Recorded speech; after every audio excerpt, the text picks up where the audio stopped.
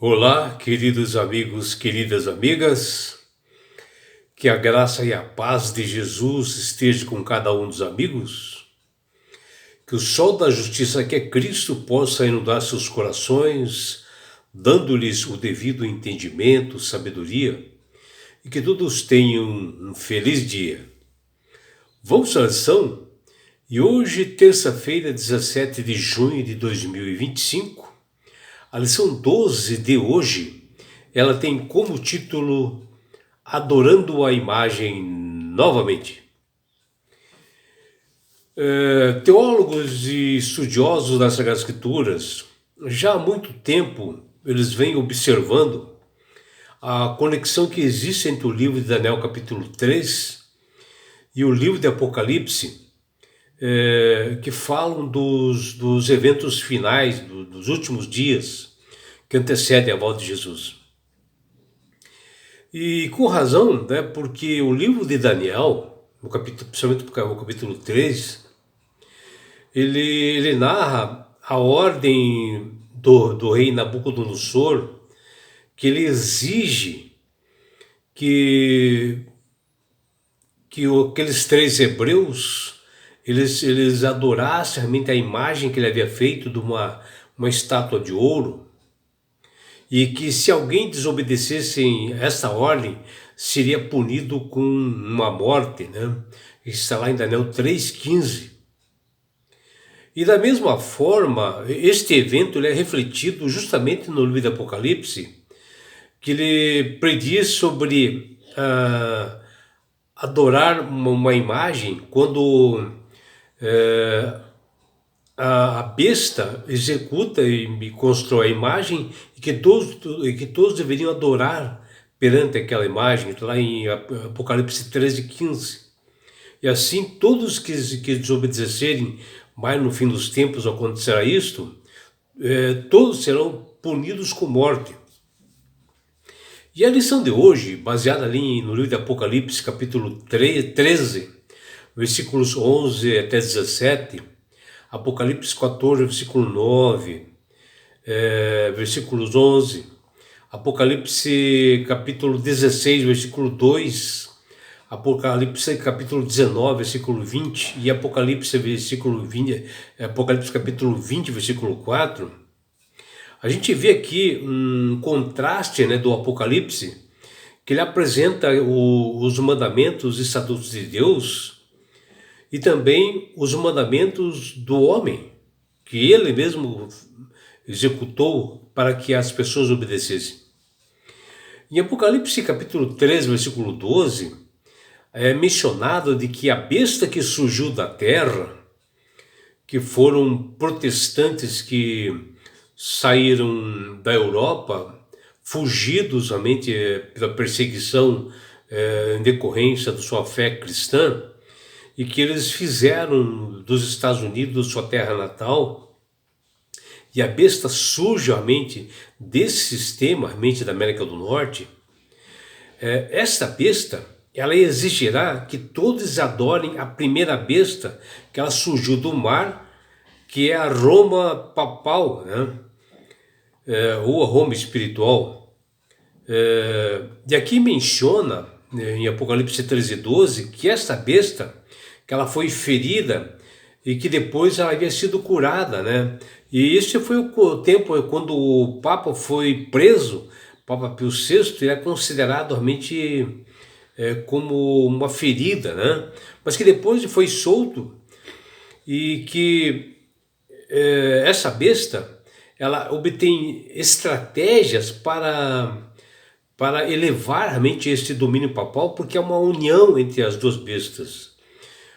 E essa besta ela manifestará poder tanto econômico quanto espiritual, e fará maravilhas realmente no mundo, como o Apocalipse menciona, com efeitos assim, sobrenaturais, que são feitos através do espiritismo, e que realizará maravilhas, curas, né? E isto enganará a muitos, devido justamente à união dessas duas bestas que são fortalecidas, né? E assim o papado ressurge com uma força tremenda no mundo, né, em torno de crenças em comum, né, como o caso da morte, né, que menciona que as pessoas aparecem novamente, sendo que não existe isso. A pessoa morre, é um sono, como o próprio Jesus diz. E em Apocalipse 13, versículo 14, diz que a besta da terra, no caso os Estados Unidos da América, ordena que fosse feita uma imagem a besta, a primeira besta, que se alguém não adorar, essa pessoa será perseguida e morta. E esta imagem é o restabelecimento da autoridade papal, porque ela teve também na Idade Média uma autoridade tremenda. Só que ela teve um período, até o presente momento, um período assim que não tem tanta influência no mundo, mas que voltará com poder mais forte, né? O restabelecimento dessa autoridade no mundo todo. E o livro do Apocalipse destaca que nesse período haverá dois grupos, né? Aqueles fiéis do Altíssimo de Deus, que obedecem aos estatutos e mandamentos, inclusive o quarto mandamento, que é o sábado. E por um outro lado, nós teremos aqueles que seguem a besta, né? Que através do espiritismo farão efeitos no mundo todo sobrenaturais para as pessoas acreditarem nisto, curas serão feitas, né? E que esse grupo seria uma maioria das pessoas do mundo que seguirão mandamentos somente de humanos, de pessoas e não de Deus. E o apóstolo Paulo, em Romanos capítulo 1, versículo 18 a 25, ele faz uma ligação entre esse livro de Romanos e o Apocalipse 14, versículo 9 e 10, sobre a ira que haverá de Deus, né, para aquelas pessoas que não se arrependeram, porque Deus dá essa oportunidade de se arrepender e não se arrependeram. E justamente Deus, fará uma ira, realmente, uma reação contra o pecado, porque a questão daqui estaria a adoração, a mudança, né, dos estatutos de Deus, a mudança do dia de descanso do sábado para domingo, onde as pessoas adorarão o domingo. E esses teólogos já há muito tempo enxergam esse vínculo, né, de alegação entre o livro de Daniel capítulo 3, versículo 15 e o Apocalipse 13, 15, sobre esses eventos que ocorrerão assim no futuro, no fim dos tempos. Porque em Daniel 3, o rei da Babilônia, ele faz essa imagem dessa estátua de ouro e exige uma adoração daqueles hebreus que nós falamos, Cedraque, Mesaque e Abednego, e se eles não obedecessem, era uma punição de morte. E essa exigência de adoração e obediência refletem no que diz no Apocalipse 13. Para os eventos finais que antecedem a volta de Jesus, que nós estamos já iniciando no tempo do fim, no caso hoje, a exigência de adorar a besta, a outra imagem, que a desobediência levará também à morte das pessoas, como diz lá em Apocalipse 13, 15, que diz lá, ele foi dada a comunicar fôlego da besta, para que não só a imagem falasse, como ainda fizesse morrer quantos não adorassem a imagem da besta, que está lá em Apocalipse 13, 15. Aqui quando fala fôlego, né, que foi dada uma comunicação do fôlego da besta, aqui é a mesma coisa que fala do fôlego, é a mesma palavra grega de espírito, né? Que foi a mesma palavra utilizada por Deus quando ele fez a criação, onde ele criou o homem do barro e ele deu fôlego de vida. Então esse fôlego aqui da besta é o mesmo. É uma adoração espiritual que todas as pessoas farão,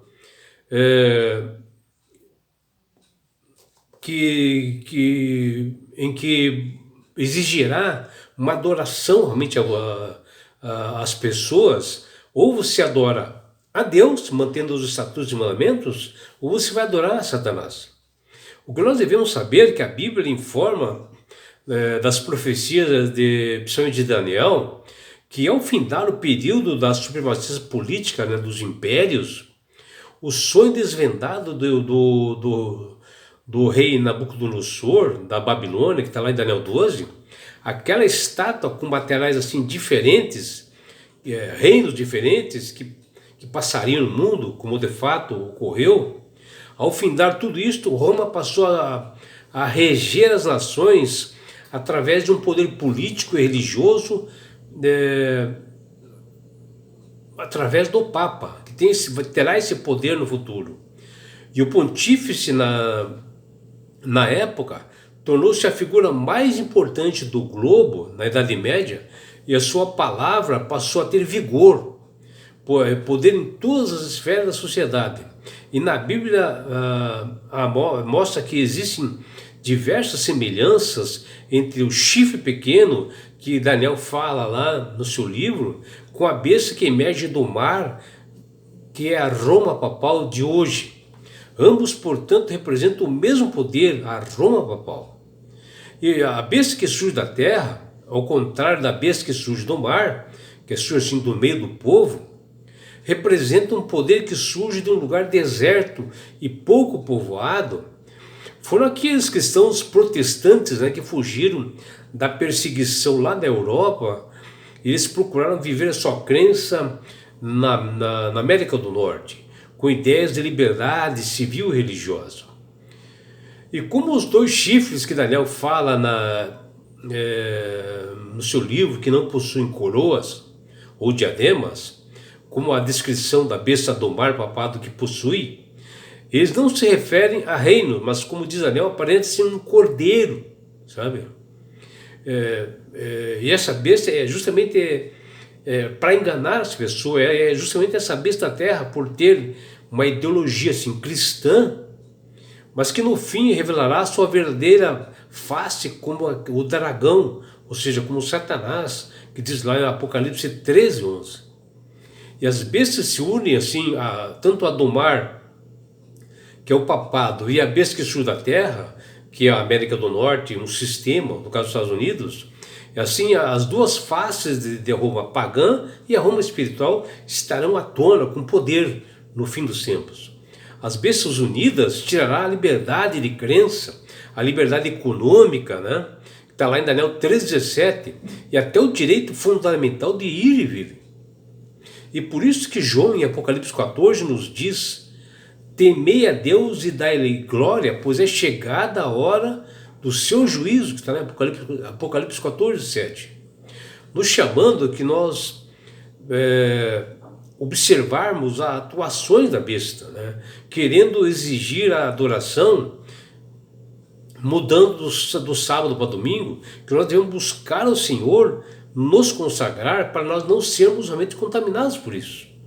Por isso que o temer tem a ver com o aspecto assim, mental, intelectual do ser humano, agir com sabedoria para não cair nos enganos e nas mentiras, na exigência de um dia diferente de adoração, um dia errado. Por exemplo, a observância do domingo, exigirão essa observância. E na realidade, Deus deu o sábado, o quarto mandamento. E mudarão o dia de verdadeira adoração, que é o sábado. Por isso que Jesus diz: se me amardes, guardareis os meus mandamentos, e eu rogarei ao Pai, né? O próprio Jesus falando isto, né? E quando João, no mesmo Apocalipse 14:7, diz: e adorai aquele que fez o céu e a terra e o mar e as fontes das águas, é o aspecto espiritual, através da junção desses três aspectos, do intelectual, do físico, do corpo, e a parte espiritual. Faz parte da adoração a Deus o tudo em nós, né? Porque o nosso corpo é templo do Espírito Santo, em resposta ao tudo que Deus tem e nos dá. E o sábado, ele é um memorial da criação, um dia de adoração especial, que jamais nós poderemos aceitar essas mudanças. Em Daniel capítulo 7, versículo 25, é descrito que a besta, ou especificamente o chifre pequeno, que é a Roma espiritual, proferirá palavras contra o Altíssimo e cuidará em mudar o quê? Os tempos e a lei, e os santos eles serão entregues nas mãos. Ou seja, aqui está dizendo que haverá mudança, né? Do sábado para domingo, e a besta mudará. E o livro do Apocalipse, apesar de estar escrito como uma sentença, não deixa de ser também hoje uma advertência, a fim de que aquelas pessoas e os servos de Deus saiam das fileiras do inimigo e se avance com perseverança a caminho do estreito, ou seja, do lado de Cristo, para ser salvo. E assim, é aqui que está a perseverança dos santos, aqueles que guardam os mandamentos, têm a fé em Jesus, que diz lá em Apocalipse 14:12. Deus espera o máximo de pessoas que se arrependam. E caso não ocorra, o livro de Apocalipse revela que Deus trará o juízo, a ira de Deus sem igual, irá cair sobre essas pessoas, e agirá contra essas pessoas que se rebelam contra Deus, não aceitam realmente a Jesus como Salvador e não aceitam os estatutos e mandamentos. Os homens portadores da marca da besta e os adoradores da sua imagem, está lá em Apocalipse 16:2, serão como flagelo que não serão comparados a nenhum outro que a humanidade tem sofrido. As pessoas que forem por lá da besta terão realmente essa ira divina.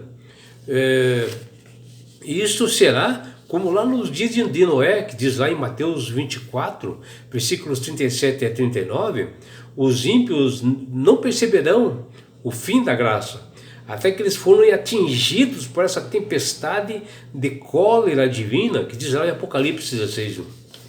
E é por isso, meu amigo, minha amiga, que Deus tem falado com todas as pessoas para aceitarem a Jesus como Salvador e Senhor. Porque Jesus disse: eu sou o caminho, a verdade e a vida, ninguém vai ao Pai senão por mim. É Jesus falando a verdade. E você, meu amigo e minha amiga, você que se inteirar disso, que a salvação só vem através dele, Jesus. Não existe outra salvação, não existe pontífice, não existe padre, não existe pastores, não existe missionários. A salvação só vem através de Jesus. Ele é o único contato que deve ter entre os homens e Deus. É o Jesus que fala. E quando você faz isto e aceita verdadeiramente a Jesus com sinceridade, observando seus estatutos e mandamentos, né, principalmente o quarto, você ganhará de presente de Deus a salvação. E com isto, na grande volta de Jesus que se aproxima, que ele, Jesus, diz ali em Mateus 24 e Lucas 21, ele, Jesus, ao voltar após esses sinais, ele, Jesus, ele levará você, seus filhos, sua família, seus amigos e todos nós, sabe para onde? Para as mansões celestiais. Um lugar, meu amigo, minha amiga, onde lá não haverá mais morte, mais dores, mais aflições, não haverá mais perseguições. Você estará no céu. Você participará da grande bodas do Cordeiro, do casamento dele, Jesus, o noivo, com a sua noiva, a igreja, que somos nós, numa grande festa. E você terá, meu amigo, minha amiga, uma grande oportunidade de estar assim, face a face com Jesus. Já imaginou? Sabe por que Deus quer fazer isto com você, meu amigo? Com você, minha amiga? Porque Jesus te ama. Abraços do seu amigo João Carlos Amorim.